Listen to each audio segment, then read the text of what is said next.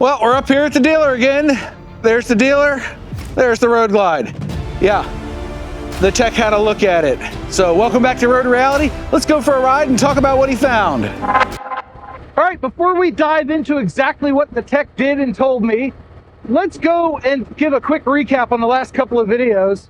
And the bike does feel a little bit different, so go figure. But I was riding home from work and the bike went into 1-cylinder mode. All right, the bike was just in limp mode and there's a check engine light on the dash. I gotta check the codes, I guess. It is not a limp mode like I previously stated, but it was running on one jug and one jug only. Today only, prices go up tomorrow. So it went into the 1-cylinder mode for about 10 to 15 seconds, and then it promptly went back to running normally and through a check engine light, which apparently went away this morning. This is interesting, the check engine light went away. Huh, all right, well, we're still going. I rode a few days ago and it was still having the check engine light on, but it went away. But the tech was able to read the codes. So that's your recap. It had a historic code on it, an historic code, if you will. And that code was coil A. And coil A was the problem. So what I've been reading about and seeing all over YouTube and the forums is that the coil, which is on the left side of the motor, if you're sitting on the bike, the wire that goes to it is zip tied and crimped heavily. Yes, it has a zip tie that literally folds it in half, and that's no good for anybody, especially the wires. So the fix generally is to clip that wire. But I also had the tech go in and he said that he checked the wiring and the plug, found there were no issues with the wiring, and the plug looked fine. So he said the issue should not come back. So I'm going to put about 60 or 70 miles on the bike today and see if it in fact is fixed. I am hoping that it is. But I also had him look at the brakes, and he had a problem with his computer system, so he couldn't apply M1691, the reprogramming for the brake module, the linked brakes. So I have to bring it back in for that. But he did check the rotors, and he found that the left one was fine. So if you're looking at the bike, it's that one. The right one is warped. So he's got one on order. He's got pads on order. He reseated my pads.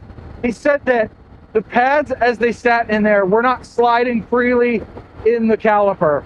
So there was too much spring tension or something. It wasn't seated properly. So he reseated them and confirmed that instead of one side giving pressure and the other one not, they're now equally pressuring the rotor. Come on, rotor, you want to stop the bike? Probably a different kind of pressure, but you get the gist. So now I just get to ride it and figure out if it's fixed or not. The brakes, actually I can test them. I don't have anybody behind me. Linked brakes feels fine. Rear is very smooth. And the front, at anything over like 35, you get a distinct in the lever. So that's the update. It seems to be okay. The bike almost feels like it's freewheeling better. When he had the caliper on there, you could actually hear the brake rotors and pads contacting for almost what seemed to be like half a rotation of the tire. So half a rotor is a little bit bent, and they're going to take care of that in the near future. Yes, indeed. Obviously, he couldn't fix the rotor warpage there. I mean, it's not gonna work. But replacing the rotor should fix it. I guess he's going to replace the pads, but he did reseat them. So I'm gonna pay attention. Every time I parked the bike beforehand, I could smell the rotors, or the pads rather. And I'm hoping when I get home, I don't smell them, because they're freewheeling in the calipers and able to retract fully and just sit there and not actually contact the rotor at all times. Corner. Oh yeah, look at that. Boom shakalaka. I need food and gas. I got a third of a tank, but I do need food. 7-Eleven, wine and spirits. Sure, pull out in front. That's fine. Yep, I was riding slow. My fault. I should not have been there. My goodness, I should have checked with them. and then they wave at me. Yeah, thanks. Yeah, play on your phone some more. Anyway, moving on. Sustenance has been gotten. I don't really know what word fits in there, but yep, the coil seems to be doing okay. I've ridden like 30 miles, no more issues. The tech was telling me that he's already seen 3 or 4 bikes come in for this same exact issue. So it is not uncommon for these new touring bikes. So apparently the zip tie wears into, what are we doing here? The zip tie wears into the insulation or starts breaking the wires, or even in one guy on the forums case, he had a big problem. His plug was all fouled up. 3 of the things, or one of the things in the sockets for the wires in the plug on his was fouled up, and it was really messed up. So I thankfully do not have that problem, thank goodness. But that one guy, the plug thing really worries me, because if it's a plug, those things are on national back order for like a month, and ain't nobody got time for that, especially not your old buddy John. I got rides to do. We're gonna get into fall soon. It's gonna be perfect riding weather here in the mid-Atlantic.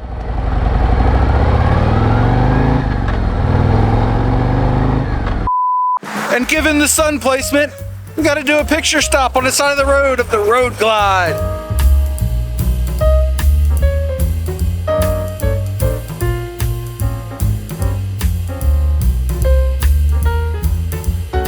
Check it out, there's a bike coming.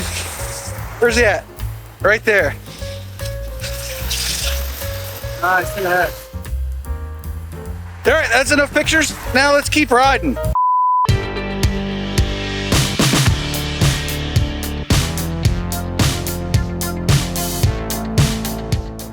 Well, this is just a slight bit of trickery. Stay, good driver. All right, so I did not expect this over here. This is cool. Yeah.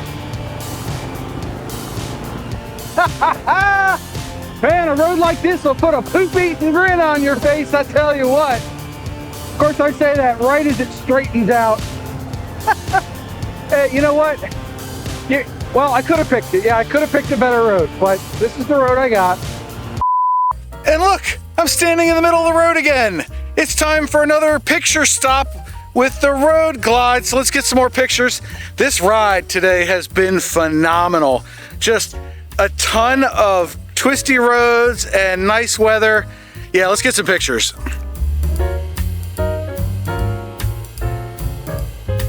There's a farm out there, but the view from the road over that way, behind those trees, was absolutely phenomenal, but I couldn't stop there. Too many cars.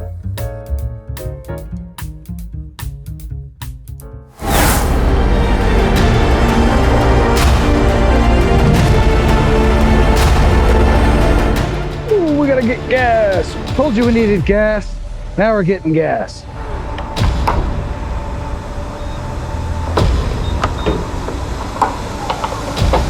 Are you enjoying the video so far? Boop the like button.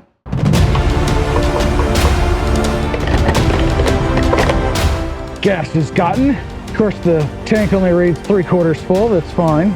Yeah, 200 miles, 4.7 gallons. That's not bad.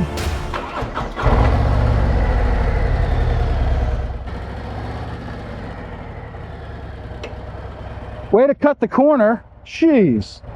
These people are in a rush. Good thing I'm not. I'm more of a Dire Straits fan anyway. I'm kidding. I like both of them. Ha! You can watch the gas gauge go up. It's like, I'm going to count another mile and another one. When's the last time your gas gauge went up and not down? This silly daggone bike. And we're home. Did about 80 miles today. And most of that was after the dealership. So let's check something. Got my front rotor here. It is not above ambient. It doesn't feel too hot. You can see that I'm holding the rotor, and it is, I'm gonna guess, about 110 degrees. It's not that hot, and it's cooling off quickly. So yeah, it doesn't feel bad at all. So I think that he got the pad situated there. It definitely doesn't look like the pad is sitting up against the rotor, like squished against it. So that's a good thing. Anyway, now I'm gonna go ahead and check the oil and add some, since I got a quart at the dealer, Sin 3. By the way, this stuff is not cheap. It was like 19 bucks. But I've got a funnel and I've got my paper towel.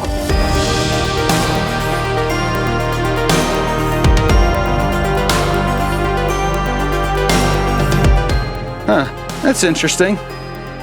It's reading a lot higher this time, full hot on Jiffy stand. So hopefully it's focusing on that, but I've got 3 dots from the top. So maybe it doesn't need any. Huh, check screwed in, I did that. And it's definitely not at add quart. Just to make sure, I'm gonna reposition the bike. I really hurt my mommy daddy button. Ow.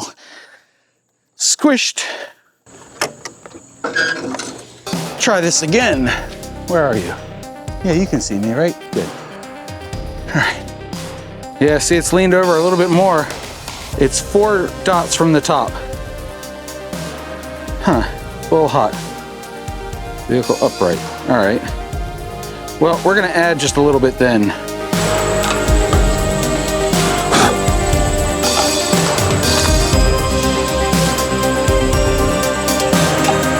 Added about 8 ounces. Perfect. Job done. And at the risk of blowing up my camera, I'm trying to focus on that area. And there we can see that the tech clipped that zip tie. So that wire's hanging nice and loose. That's good. Coil's tight. All right, job done. Good test. Code didn't come back. Brakes are gonna get worked on. Bike runs good. Today was a good day. Thank you very much for coming along with me. I do hope you enjoyed the video. If you did, boop the like button and go watch this one. And don't forget your 2 mantras. 1, you have a 100% track record of making it through a bad day. And 2, do something nice for yourself every day. Maybe it's going on a motorcycle ride. Bye.